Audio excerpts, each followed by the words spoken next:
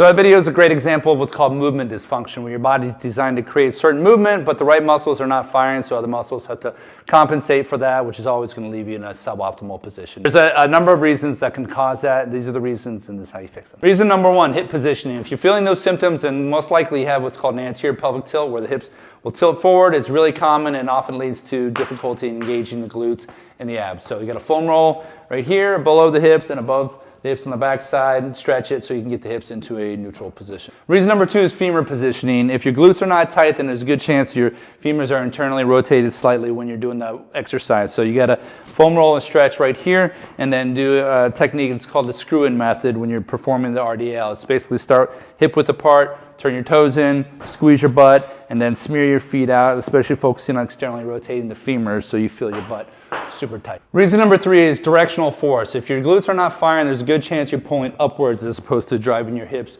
straight forward like that. So you can add a band in here to help with that. So you just put it in the crease of the hip and let it pull you back and drive it forward. So tying all that together, put the band around the waist, make sure your hips are level, screw the feet in so that femurs are tight, and then engage your lats, kick your hips straight backwards till the pull just below the knees, and then drive them straight forward. I hope that helps. Share with anybody who can use it. Thanks.